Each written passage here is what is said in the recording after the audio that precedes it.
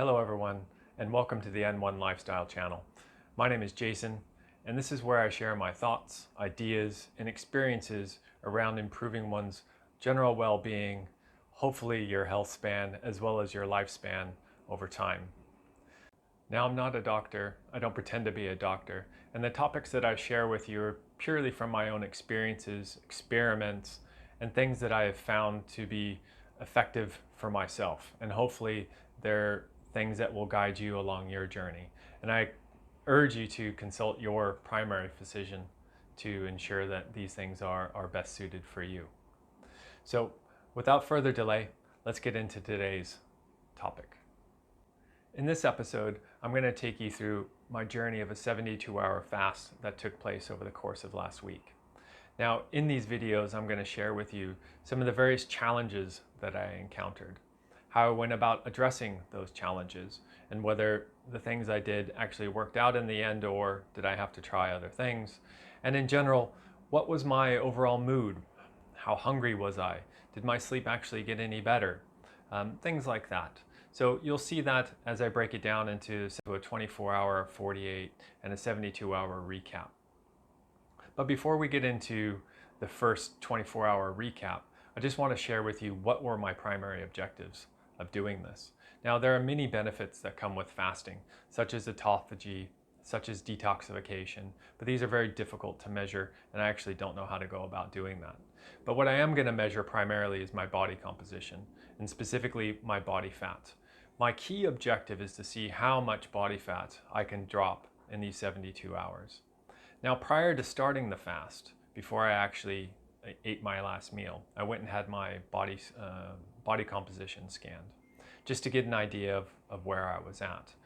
Now, my starting position was 14.2% at 10.5 kilograms, which is not a lot for many people, but I wanted to get back down to the 10%, 11% that I was prior to COVID. So after the fast, just so you know, just to give you a little bit of a taster, I was able to drop my body fat percent down to 12.6%. So a whole 1.5% that I dropped, and about the same in terms of kilos, about 1.6%. So really pleased with the outcome of the fast with regards to this. But I am a bit disappointed, which you'll see, that my muscle mass also dropped a bit. It dropped almost a kilo, but I'm quite confident I can put that back on with my diet and my exercise regime over the course of the next few weeks. So I'm not overly concerned about that. So without further delay, let's get into the first 24 hours. Hey everyone, welcome back. It's now been officially 24 hours since I started my fast, and I'm pleased to say that everything has gone broadly pretty smooth. My morning has been fairly normal, which I'll get into in a minute. But I do want to raise something that did happen last night, which I didn't expect to happen, and may happen to you if you ever go on an extended fast, which is leg cramps. So last night about 1:30, I got woken up because my left leg was cramping, primarily my foot. But nonetheless, it happened, and it's happened to me before, so I know what to do. So this part might be the part that interests you and might help you. I have an electrolyte powder. It's no calories, so it's not going to impact the fast. But nonetheless, I'll get up and I'll make a quick little drink with it. And almost instantaneously, it seems that it will go away, which I find really strange because I don't think my body can absorb it that fast. So I'm sure there's some psychological aspect to it. But by the time I leave the kitchen and get back into bed, there's no cramps. It's completely gone, and I have no more disturbances for the rest of the night. So I'll put a link down in the description so you know what electrolyte drink I use, because I did choose it because there's no calories in it. So it does help quite a lot with this. But nonetheless, I woke up at 5:30 at my normal time, and started my morning routine, which is really quite simple.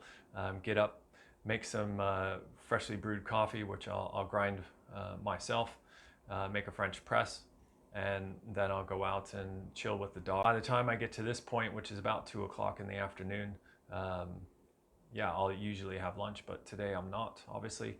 So, and I'm pleased to say that there's no signs of hunger. The feeling that I do have, which I think is worth sharing because it was weird the first time, is this feeling of emptiness. You know there's nothing in your stomach. There's nothing really going through your GI tract, at least certainly not recently. So I tend to feel a little bit hollow. Um, but I don't feel hungry. It's not my stomach's not telling me I need to eat. My brain's not telling me I need to eat because I know it's breaking down the fats in my body to feed and do whatever I need to do. My mental clarity is extremely good.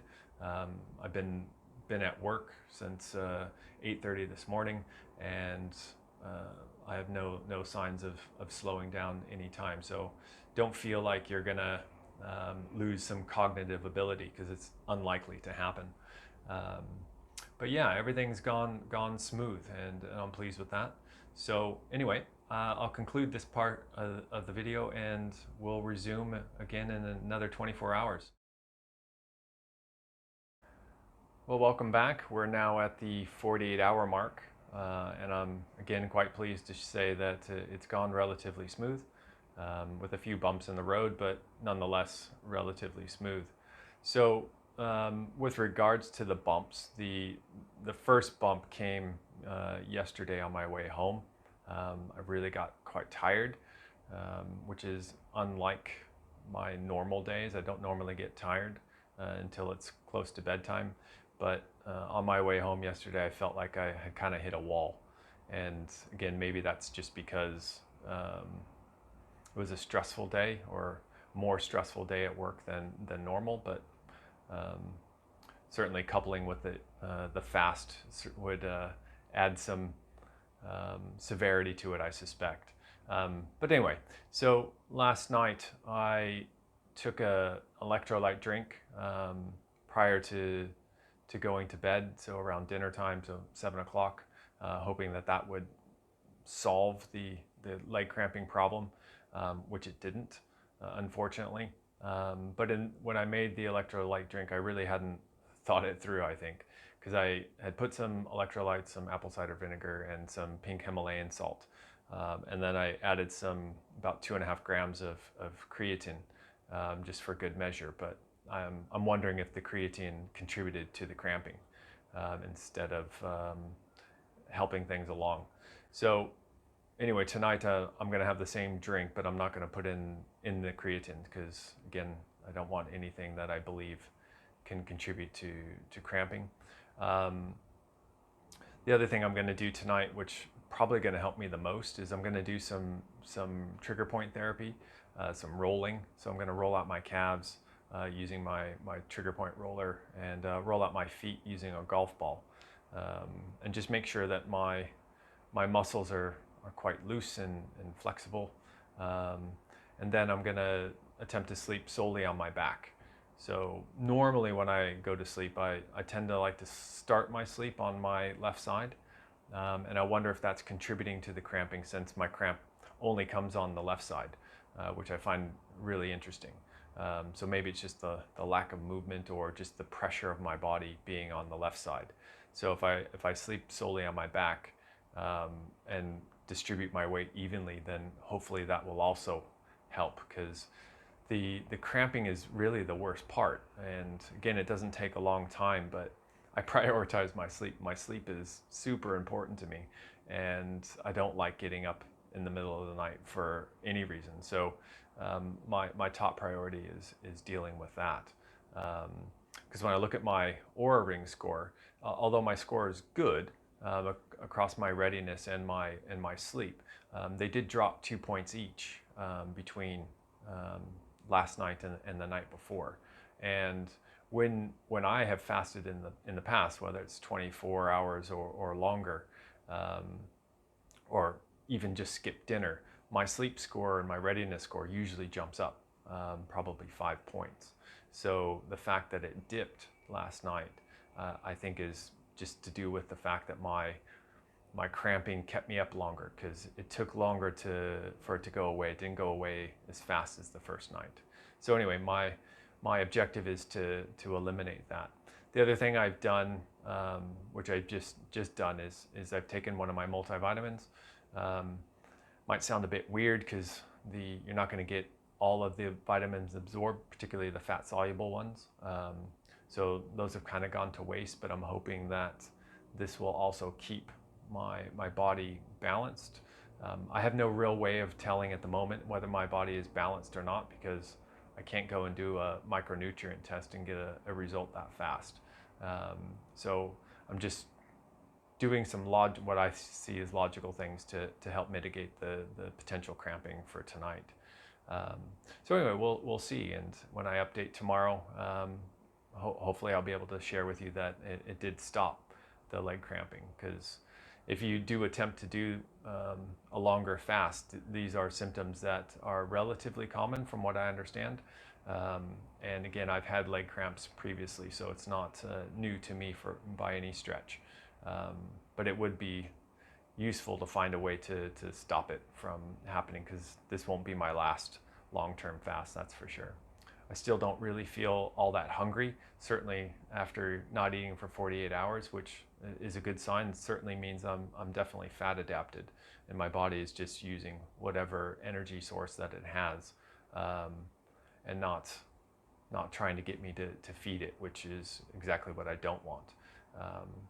My focus, my clarity is all normal, or I feel it's normal. One other thing that is unique, and I have never experienced this before, which you might be able to tell from the video, is I have a bit of dry mouth. My hydration levels are the same, or I believe them to be the same, because I've been consuming about the same amount of water or tea, but yet I still have the dry mouth, and I can't seem to get it to go away. But anyway, we'll see how it progresses. I don't intend on having any type of sweet or gum or anything like that, because again, I don't want to impact calories, whether it says it's no calories or not. Yeah, so that's where things sit at the moment, and again, my main objective is to eliminate any potential cramping. So anyway, until tomorrow at the finale of 72 hours, and here we are. We finally made it, hour 72. So the 72-hour fast is officially over. I have to say I'm quite pleased that it's over. It is a challenging thing to accomplish, though I never really felt hungry. The last 24 hours I did feel a bit more tired, I guess, a little bit less energy than I did the previous 2 days, but still quite manageable. I'm definitely looking forward to eating, having some food, and then having a proper dinner with my wife later tonight. But let me just recap some of the things that I experienced from the last in the last 24 hours. So the first one really is I got tired again, like I did in day 2.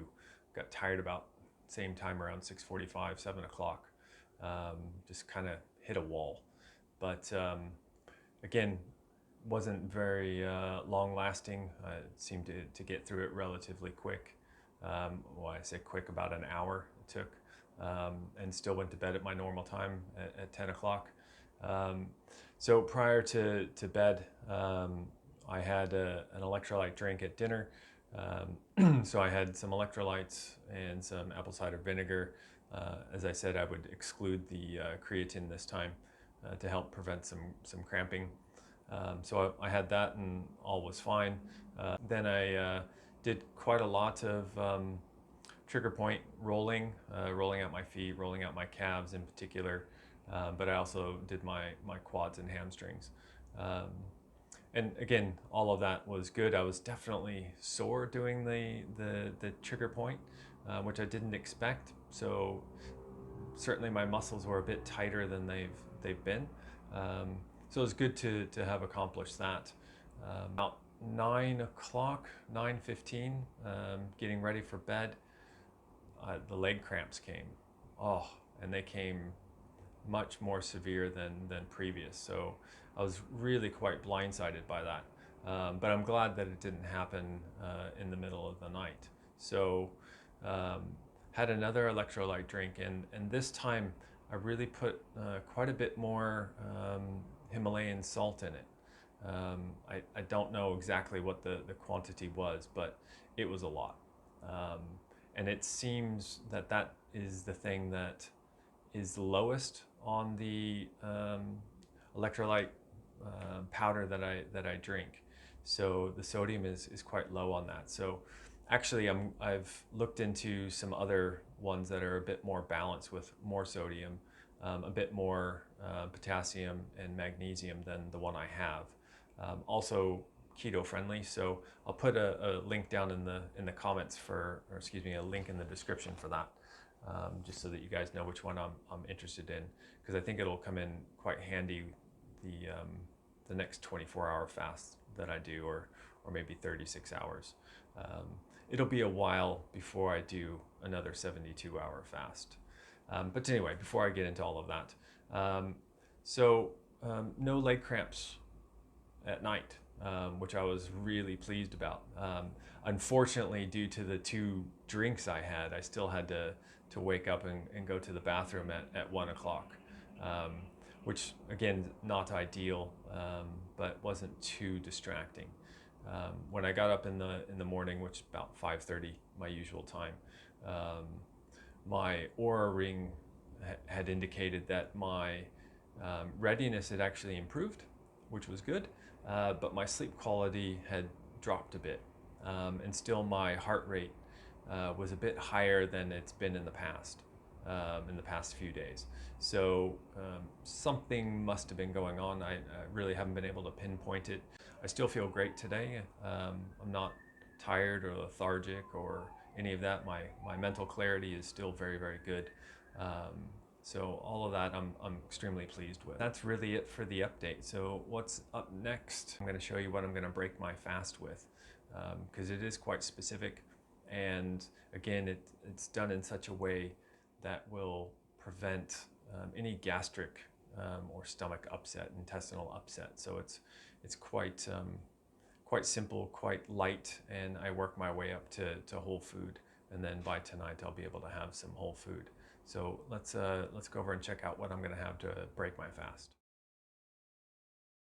So here we go. This is what I'm going to break my fast with. In the cup, which is about a cup and a half, is some bone broth, some Himalayan pink salt, and some collagen.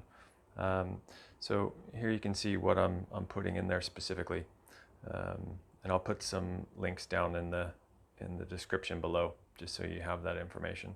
So anyway, I'll have this now, and in about an hour or so, I'm gonna then shift over and I'm gonna have my protein drink, which this consists of some plant-based protein, some MCT oil, which is high in C8 and low in C10 and 12, and some powdered mushrooms from 4-Sigmatic, and also a little bit more Himalayan salt. So I will put all the links down below in the description.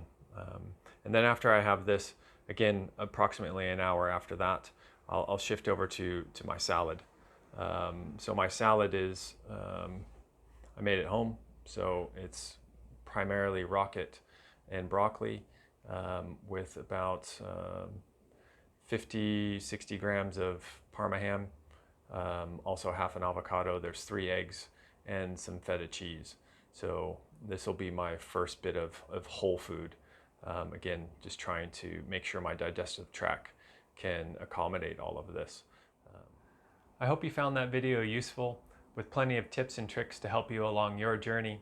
If you have any questions, please put them down in the comments below, and I'll get back to you as soon as I can. If you have any suggestions on some topics that you'd like to hear from me on, again, put those down below, and I'll do what I can to put out that kind of content.